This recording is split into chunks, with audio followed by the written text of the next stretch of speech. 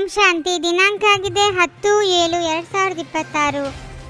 ನೀವು ಮಕ್ಕಳಿಗೆ ಅವಿನಾಶಿ ಜ್ಞಾನರತ್ನಗಳಿಂದ ಜೋಳಿಗೆಯನ್ನು ತುಂಬಿಸಲು ತಂದೆಯು ಬಂದಿದ್ದಾರೆ. ಈ ಒಂದೊಂದು ಜ್ಞಾನರತ್ನವು ಲಕ್ಷಾಂತರ ರೂಪಾಯಿಗಳು ಬೆಲೆ ಬಾಳುವಂತಹದ್ದಾಗಿದೆ. ನೀವು ಮಕ್ಕಳು ಈ ಜ್ಞಾನರತ್ನಗಳ ದಾನ ಮಾಡುವುದರಿಂದ ವಿಶ್ವದ ರಾಜ್ಯಭಾಗ್ಯವನ್ನು ತೆಗೆದುಕೊಳ್ಳುತ್ತೀರಿ. ಇದು ಸಹ ಗುಪ್ತವಾಗಿದೆ. ಯಾವುದೇ ಯುದ್ಧವಿಲ್ಲ ಮತ್ತು ಯಾವುದೇ ಖರ್ಚು ಸಹ ಇಲ್ಲ.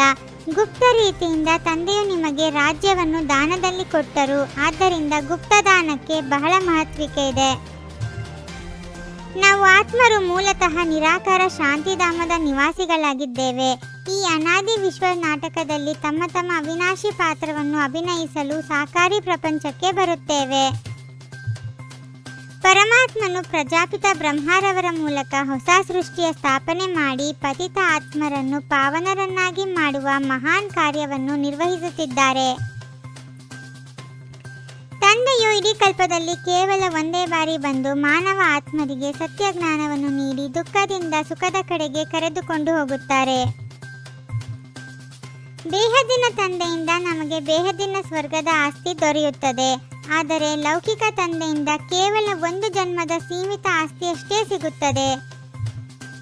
ಇಂದಿನ ಈ ತಮೋಪ್ರಧಾನ ಪ್ರಪಂಚದ ವಿನಾಶವು ಖಂಡಿತವಾಗಿಯೂ ನಡೆಯುತ್ತದೆ. ಅದರ ನಂತರ ಸತೋಪ್ರಧಾನ ಅಂದರೆ ಹೊಸ ಪ್ರಪಂಚದ ಸ್ಥಾಪನೆ ಆಗುತ್ತದೆ. ತಂದೆಯು ಗುಪ್ತ ರೂಪದಲ್ಲಿ ಬಂದು ಗುಪ್ತ ರೀತಿಯಿಂದ ಮಕ್ಕಳಿಗೆ ಜ್ಞಾನವನ್ನು ನೀಡಿ ವಿಶ್ವದ ರಾಜ್ಯಭಾಗ್ಯದ ಅಧಿಕಾರಿಗಳನ್ನಾಗಿ ಮಾಡುತ್ತಿದ್ದಾರೆ. ಶಿವತಂದೆಯು ನೀಡುವ ಅವಿನಾಶಿ ಜ್ಞಾನರತ್ನಗಳು ಎಷ್ಟೊಂದು ಅಮೂಲ್ಯವಾಗಿವೆ ಎಂದರೆ ಒಂದೊಂದು ಜ್ಞಾನರತ್ನವು ಲಕ್ಷಾಂತರ ರೂಪಾಯಿಗಳಿಗಿಂತ ಹೆಚ್ಚಿನ ಮೌಲ್ಯವನ್ನು ಹೊಂದಿದೆ. ಶ್ರೀಮತದಂತೆ ನಡೆಯುವ ಆತ್ಮವೇ ನರನಿಂದ ನಾರಾಯಣನಾಗುವ ಮತ್ತು ಸಾಮಾನ್ಯ ಮನುಷ್ಯನಿಂದ ದೇವತೆಯಾಗುವ ಭಾಗ್ಯವನ್ನು ಪಡೆಯುತ್ತದೆ.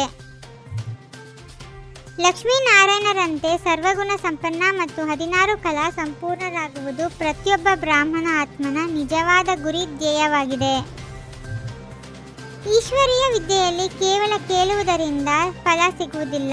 ನಿರಂತರ ಪುರುಷಾರ್ಥ ಮಾಡುವವರೇ ಉನ್ನತ ಪದವಿಯ ಅಧಿಕಾರಿಗಳಾಗುತ್ತಾರೆ. ತಂದೆಯು ತುಂಬಾ ಸಹಜವಾದ ಮಾರ್ಗವನ್ನು ತಿಳಿಸುತ್ತಾರೆ. ನನ್ನೊಬ್ಬನನ್ನೇ ನೆನಪು ಮಾಡಿರಿ. ಈ ಒಂದು ಯುಕ್ತಿಯಲ್ಲಿಯೇ ಸಂಪೂರ್ಣ ಕಲ್ಯಾಣ ಅಡಗಿದೆ. ಇಡೀ ಮಾನವ ಸೃಷ್ಟಿಯು ಇಂದು ಅಜ್ಞಾನದ ಘೋರ ಅಂಧಕಾರದಲ್ಲಿ ಮಲಗಿದ್ದೆ. ಜ್ಞಾನ ಸೂರ್ಯನಾದ ತಂದೆಯೇ ಅವರನ್ನು ಎಚ್ಚರಗೊಳಿಸಲು ಸಾಧ್ಯ. ಪರಮಾತ್ಮನೊಂದಿಗೆ ಪ್ರೀತಿ ಬುದ್ಧಿ ಇಟ್ಟು ತಮ್ಮ ತನು ಮನ ಮತ್ತು ಧನವನ್ನು ಸಫಲ ಮಾಡಿದ ಆತ್ಮರೇ ಭವಿಷ್ಯದ ರಾಜ್ಯಭಾಗ್ಯದ ಅಧಿಕಾರಿಗಳಾಗುತ್ತಾರೆ. ಈಗಿನ ಈ ಸಂಗಮ ಯುಗವೇ ಅತ್ಯಂತ ಅಮೂಲ್ಯ ಸಮಯವಾಗಿದೆ. ಇದೇ ಸಮಯದಲ್ಲಿ ಮಾಡಿದ ಪುರುಷಾರ್ಥವು ಇಡೀ 21 ಜನ್ಮಗಳ ಭಾಗ್ಯವನ್ನು ನಿರ್ಮಿಸುತ್ತದೆ. ತಂದೆಯ ಮೂಲಕ ಜ್ಞಾನದ ಯಾವ ಗುಪ್ತದಾನ ಸಿಕ್ಕಿದೆಯೋ ಅದರ ಬೆಲೆಯನ್ನರಿತು ತಮ್ಮ ಜೋಳಿಗೆಯನ್ನು ಜ್ಞಾನರತ್ನಗಳಿಂದ ತುಂಬಿಸಿಕೊಳ್ಳಬೇಕಾಗಿದೆ. ಈ ಅಂತಿಮ ಸಮಯದಲ್ಲಿ ಹಿಂತಿರುಗಿ ಹೋಗಬೇಕಾಗಿದೆ. ಆದ್ದರಿಂದ ತಮ್ಮದೆಲ್ಲವನ್ನೂ ಸಫಲ ಮಾಡಿಕೊಳ್ಳಬೇಕು. ಪ್ರೀತಿ ಬುದ್ಧಿಯವರು ಆಗಬೇಕಾಗಿದೆ. ಎಲ್ಲರಿಗೆ ಮುಕ್ತಿ ಹಾಗೂ ಜೀವನ್ಮುಕ್ತಿಯ ಮಾರ್ಗವನ್ನು ತಿಳಿಸಬೇಕಾಗಿದೆ. ಮುಗ್ಧತೆಯ ಜೊತೆಗೆ ಸರ್ವಶಕ್ತಿವಂತನಾಗಿ ಇರುತ್ತಾ ಮಾಯೆಯ ವಿರೋಧ ಮಾಡುವಂತಹ ಶಕ್ತಿ ಸ್ವರೂಪ ಭವ.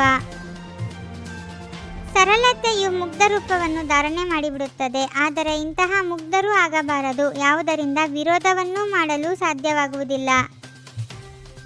ತಮ್ಮ ಹೃದಯದಲ್ಲಿ ನೆನಪಿನ ಬಾವುಟವನ್ನು ಹಾರಿಸುತ್ತೀರೆಂದರೆ ಪ್ರತ್ಯಕ್ಷತೆಯ ಧ್ವಜಾರೋಹಣ ಆಗಿಬಿಡುತ್ತದೆ. ಓಂ ಶಾಂತಿ. 21 ಜನ್ಮಗಳಿಗೆ 21 ಪರಮಾತ್ಮನ ಮಹಾವಕೀಲನ್ನು ಅಳಿಸಿ ಹಾಗೂ ನಿಮ್ಮದೇ ಆದ ಈ ಚಾನೆಲ್ಗೆ ಲೈಕ್ ಮಾಡುವುದನ್ನು ಮರೆಯದಿರಿ.